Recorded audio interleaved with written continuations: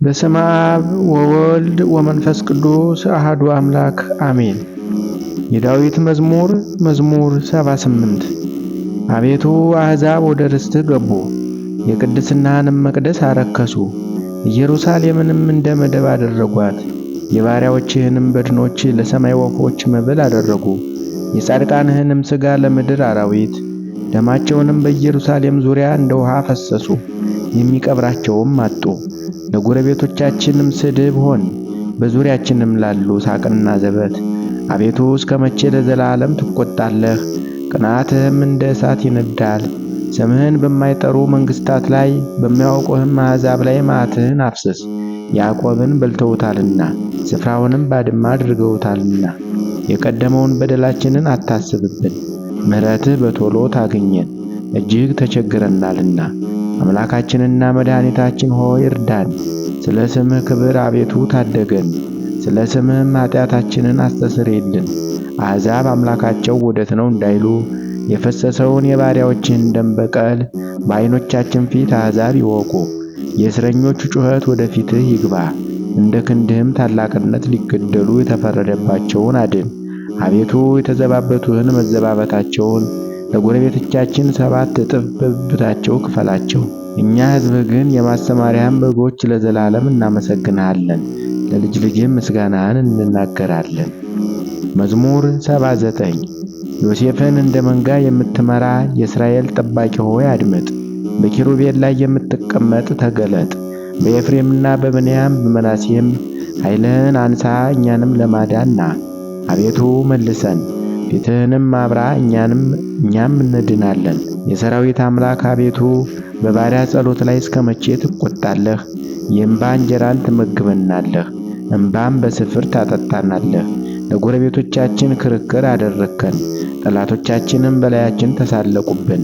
የሰራዊት አምላክ አቤቱ መልሰን፣ ፊትህንም አብራ፣ እኛም እንድናለን። ከግብፅ የወይን ግንድ አመጣህ፣ አሕዛብን አባረርህ፣ እርሷንም ተከልህ። በፊቷም ስፍራን አዘጋጀህ፣ ሥሮቿንም ተከልህ፣ ምድርንም ሞላች። ጥላዋ ተራሮችን ከደነ፣ ጫፎቿም እንደ እግዚአብሔር ዝግባ ሆኑ። ቅርንጫፎቿንም እስከ ባሕር ቡቃያዋንም እስከ ወንዙ ዘረጋች። አጥሯን ለምን አፈረስክ? መንገድ አላፊም ሁሉ ይቀጥፋታል። የዱር እርያ ረከሳት፣ የአገር አውሬም ተሰማራባት። የሰራዊት አምላክ ሆይ እንግዲህ ተመለስ፣ ከሰማይ ተመልከት እይም፣ ይችንም የወይን ግንድ ጎብኝ። በሰው ልጅ ላንተ ያጸናኸውን ቀኝህ የተከላትን አንሳ። በእሳት ታቃጥላለች፣ ተነቅላማለች። ከፊትህ ተግሣጽም የተነሣ ይጠፋሉ። ላንተ ባጸናው በሰው ልጅ ላይ በቀኝህ ሰው ላይ እጅህ ትሆን። ከአንተም አንራቅ፣ አድነን፣ ስምህንም እንጠራለን። የሰራዊት አምላክ አቤቱ መልሰን፣ ፊትህንም አብራ፣ እኛም እንድናለን። መዝሙር 80 በረድኤታችን በእግዚአብሔር ደስ ይበላችሁ፣ ለያዕቆብ አምላክም እልል በሉ። ዝማሬውን አንሱ፣ ከበሮንም ስጡ። ደስ የሚያሰኘውን በገና ከመሰንቆ ጋር በመባቻ ቀን በከፍተኛው በዓላችን ቀን መለከትን ንፉ። ለእስራኤል ሥርዓቱ ነውና የያዕቆብም አምላክ ፍርድ። ከግብፅ በወጣ ጊዜ ለዮሴፍ ምስክር አቆመው።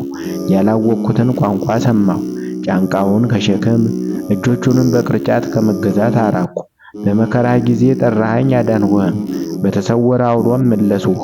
በክርክር ውሃ ዘንድ ፈተንሁህ። ሕዝቤ ሆይ ስማኝ፣ እነግርሃለሁ። እስራኤል ሆይ እመሰክርልሃለሁ። አንተስ ብትሰማኝ ሌላ አምላክ አይሆንህም፣ ለሌላ አምላክ አትሰግድም። ከግብፅ ምድር ያወጣሁህ እኔ እግዚአብሔር አምላክህ ነኝና። አፍህን አሰፋ እሞላዋለሁም። ሕዝቤ ግን ቃሌን አልሰሙኝም፣ እስራኤልም አላዳመጠኝም። እንደ ልባቸው ሥራ ተውኋቸው፣ በልባቸውም ሐሳብ ሄዱ። ሕዝቤስ ሰምቶኝ ቢሆን፣ እስራኤል በመንገዴ ሄደው ቢሆን፣ ጠላቶቻቸውን ፈጥኜ ባዋረድኳቸው ነበር። በሚያስጨንቋቸውም ላይ እጅን በጣልሁ ነበር። የእግዚአብሔር ጠላቶችም በተገዙለት ነበር። ዘመናቸውም ለዘላለም በሆነ ነበር። ከስንዴም ስብ ላበላቸው ነበር፣ ከዓለቱም ማር ባጠገባቸው ነበር። ስብሐት ለአብ ወወልድ ወመንፈስ ቅዱስ ለዓለም ወለዓለመ ዓለም አሜን።